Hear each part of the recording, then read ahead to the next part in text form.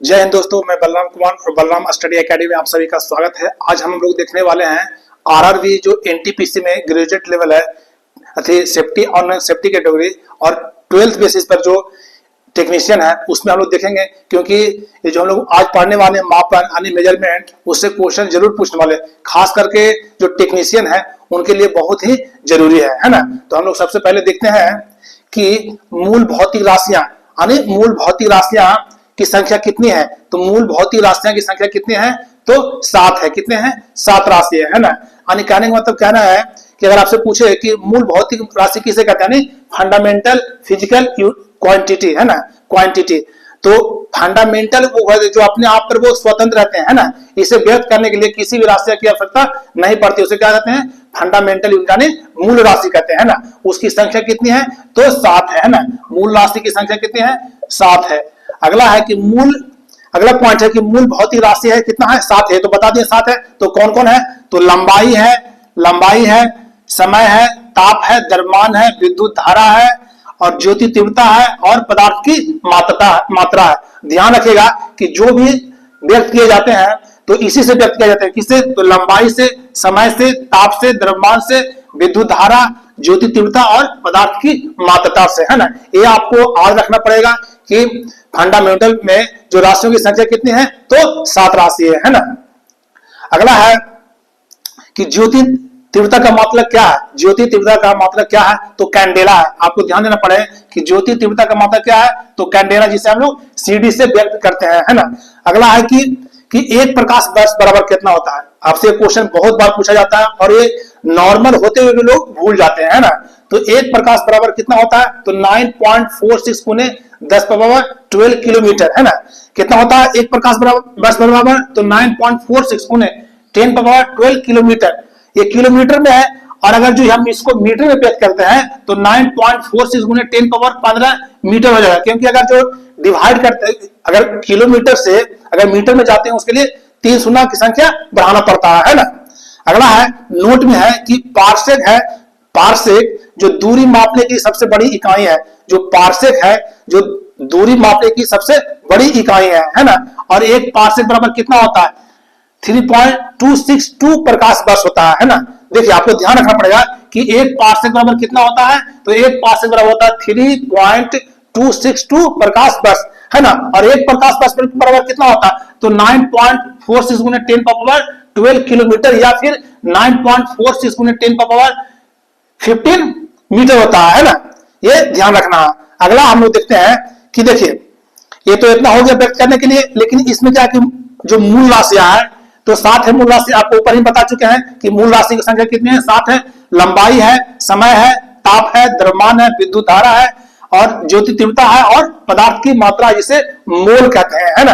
तो उसमें हम लोग व्यक्त करेंगे कि मूल राशि की संख्या 7 लिखनी है और उसका मात्रक क्या है और उसको किस चीज से प्रतीक यानी उसका सिंबल क्या है ना। तो पहला हम लोग देखते हैं लंबाई का जो मात्रक है वो क्या है? तो मीटर है। लंबाई का मात्रक क्या है? तो मीटर है और उसका प्रतीक है तो एम है ना। और द्रव्यमान, दूसरा द्रव्यमान है। द्रव्यमान का जो मात्रक है वो क्या है? किलोग्राम है और उसे उसका प्रतीक है वो क्या है?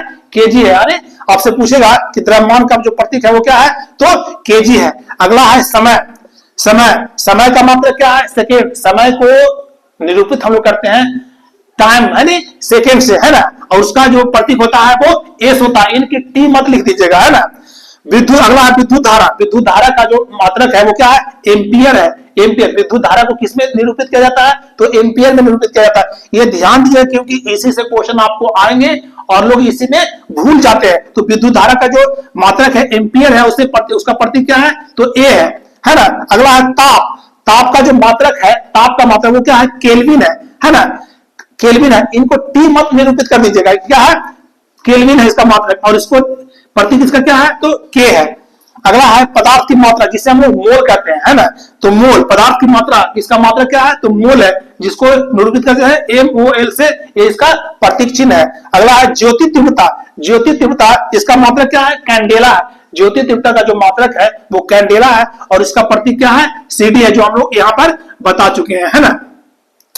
उसी में हम लोग क्या देखते हैं कि देखिए अगर जैसे कि आप डायमेंशन किसी को बनाते हैं, डायमेंशन बनाने के लिए तो आपको सीखना पड़ेगा ये फंडामेंटल में कि लंबाई के लिए एल से निरूपित करते हैं और इसको ब्रैकेट से घेर देते हैं, ये इसका डायमेंशन बनता है। लंबाई के लिए एल और द्रव्यमान के लिए एम और इसको डायमेंशन से घेर देते हैं कोष से, और टाइम के लिए टी है ना, टाइम के लिए टी और इसको इससे घेर देते हैं कोष से, है ना। ये हुआ, ये फंडामेंटल आपको याद करना ही पड़ेगा, है ना।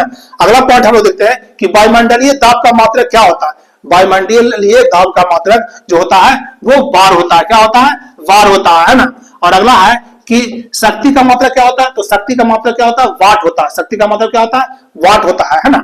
अगला है कार्य तथा ऊर्जा का मात्रक। कार्य तथा ऊर्जा का मात्रक सेम ही है, वो क्या है? यानी work and energy, work and energy दोनों का मात्रक क्या है? तो जूल है। अगला है एमकेएस प्रणाली, यानी एमकेएस प्रणाली, ये भारतीय प्रणाली है ना। एमकेएस प्रणाली में त्वरण का मात्रक क्या है? तो मीटर पर सेकंड स्क्वायर है। मीटर पर सेकंड स्क्वायर किसका है? त्वरण का मात्रक है। आपसे पूछेगा त्वरण का मात्रक क्या है, तो मीटर पर सेकंड स्क्वायर है ना। और अगला है कि 1 kg प्रति सेंटीमीटर स्क्वायर दाब है, कितना बार बराबर होता है? तो 1.0 बार बराबर होता है ना। अगला है कि 1 पिको बराबर क्या होता है? 1 पिको यानी 1 पिको बराबर कितना होता है? तो 10⁻⁻12 ग्राम, 10⁻⁻12 ग्राम होता है। मतलब ये सबसे मतलब छोटा कण में आ जाता है ना, ये माइनस में जैसे आ गया तो ये छोटा में हो जाएगा, है ना। अगला है कि पास्कल किस राशि का मात्रक है? तो पास्कल राशि है जो दाब का मात्रक है ना। पास्कल किस राशि का मात्रक है? तो दाब का मात्रक है, यानी दाब का मात्रक क्या है? तो पास्कल है। अगला है बल का मात्रक क्या है? तो बल का मात्रक होता है वो न्यूटन होता है ना। क्या होता है? बल का मात्रक न्यूटन होता है ना। बल का मात्रक न्यूटन। और अगला है आवेग का मात्रक क्या होता है? तो आवेग का मात्रक होता है न्यूटन सेकेंड होता है। क्या होता है? न्यूटन सेकेंड होता है ना। तो देखिए नोट में ये बहुत जानकारी है, जैसे कि अगर जो आप किसी का डायमेंशन बनाएंगे तो उसमें तो आसान होता है, लेकिन ये अगला पॉइंट हम अगला क्लास में बताएंगे। लेकिन देखिए बल का है, बल का क्या होता है? तो न्यूटन होता है। या न्यूटन को किसमें कैसे निरूपित कर सकते हैं? तो केजी मीटर प्रति सेकेंड स्क्वायर, केजी मीटर प्रति सेकेंड स्क्वायर। तो केजी के लिए क्या हो गया? एम हो गया, है ना। और केजी के लिए एम हो गया, है ना। और मीटर है, मीटर के लिए एल हो गया लंबाई के लिए, और प्रति है तो प्रति नीचे है तो ये ऊपर चल गया तो 10⁻²हो गया, यानी कि एम एल 10⁻²। इसको ब्रैकेट से घेर लिए, ये आपका हो गया डायमेंशन हो गया। किसका हो गया? तो बल का डायमेंशन क्या हो गया? एम एल 10⁻² हो गया, है ना। ये आप देखिए टेक्नीशियन के लिए आपके लिए बहुत कारगर साबित होगा, है ना। और वीडियो अच्छा लगे तो लाइक से सब्सक्राइब जरूर करें। जय हिंद।